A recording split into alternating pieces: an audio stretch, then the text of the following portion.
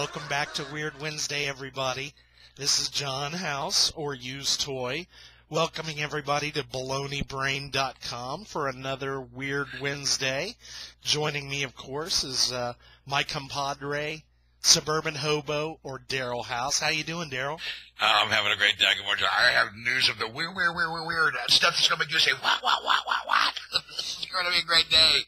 We absolutely, we need to start getting sound effects like the old morning DJs. Weird. What do you got for us today?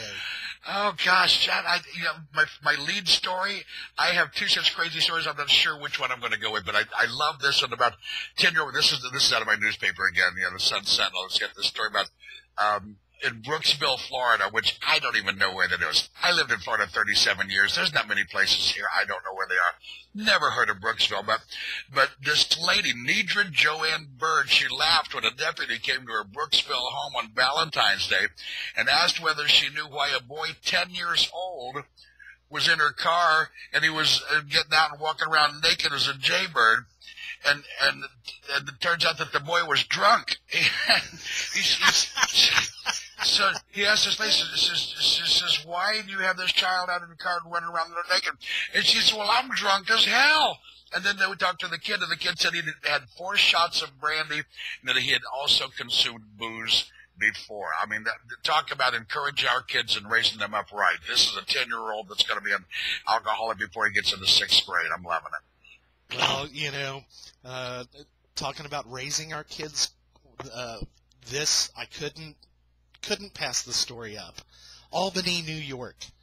Police say a mother who got on stage started to strip during an upstate New York school assembly and is facing child endangerment and lewdness charges.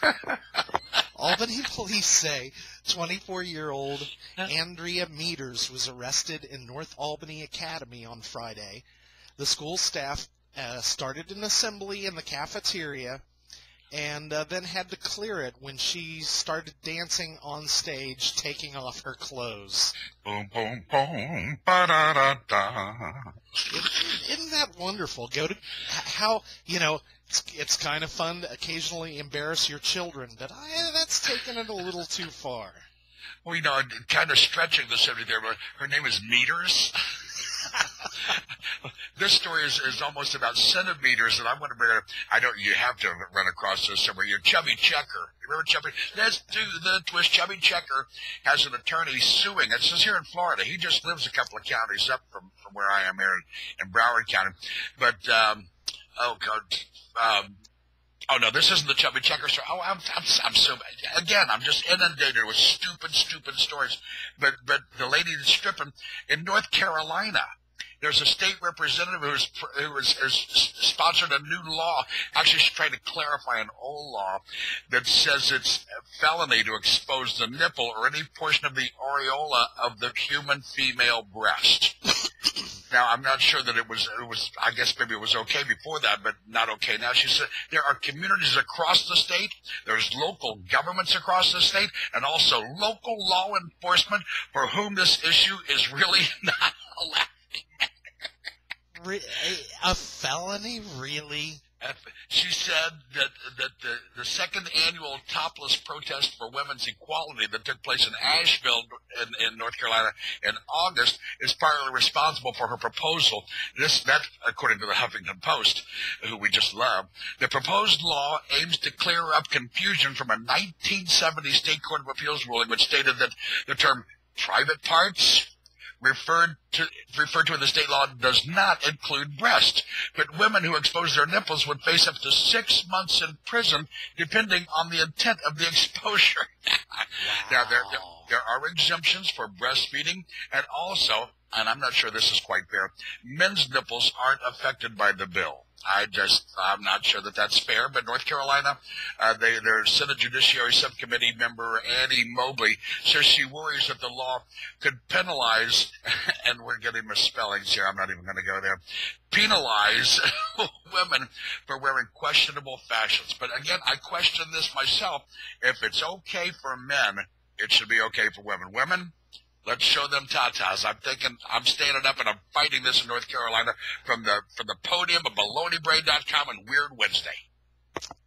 Nicely said. Thank you very much. All right. Well, I have got, I think everybody has at some point thought, what would I do if I won a big lottery?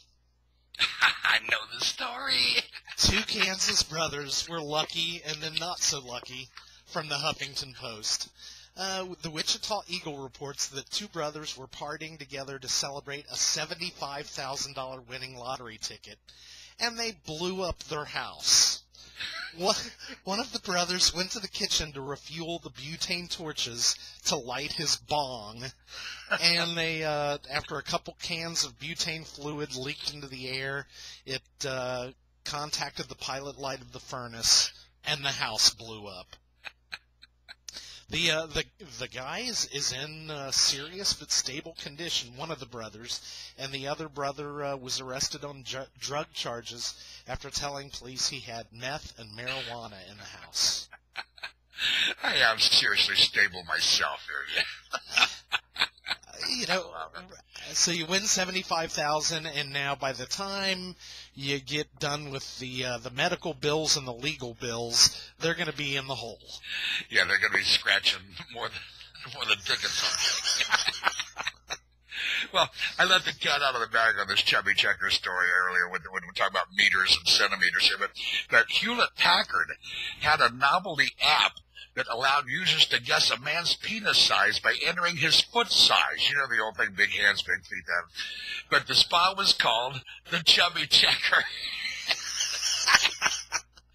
And the real Chubby Checker, the dance guy, is suing Hewlett-Packard for irreparable damage. This was reported in Rolling Stone on February 15th. Chubby Checker, whose real name is Ernest Evans, which I would have named myself Chubby Checker anyway with the name I got. He filed a lawsuit in federal court in Florida suing HP for $500 million. His attorney, Willie Gary, cited irreparable damage to the client's reputation and legacy. Now, Chubby, of course, is best known for his version of The Twist, which was a #1 hit in 1960 and then again in 1962. The Chubby Checker penis size app was not as popular. According to reports, the app was only downloaded 84 times, according to the Palm, which, the Palm is I think, part of HP now. And their archival site, the House of Palm. 84 times? That's worth $500 million. I think that is really the salient point of the story. So anyway, that's what I got today. What else you got? This story I love because being a musician, I occasionally have gotten songs stuck in my head, but Susan Root has had a song stuck in her head for 3 years. Guess what the song is? Billy, Don't Be a Hero. How much is that doggy in the window?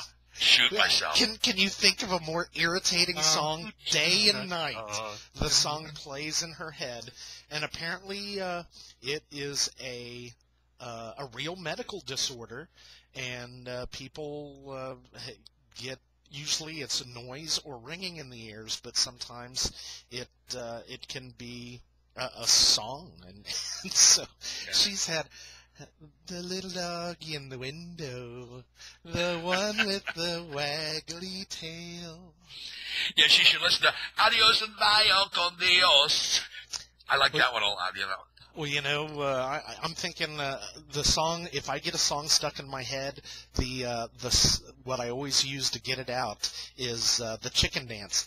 And then that gets stuck in your head. So. Yeah, then you're really ready to cut your little chicken claws off, I suppose. Well, that's all I've got today. Your chicken pecker. There's just too much stuff out there today, but I think we probably ought to call it a day. Listen, folks, it's been great visiting with you again here on Weird Wednesday at baloneybrain.com. Thanks for joining with us, and John, great job as always. Come see us soon.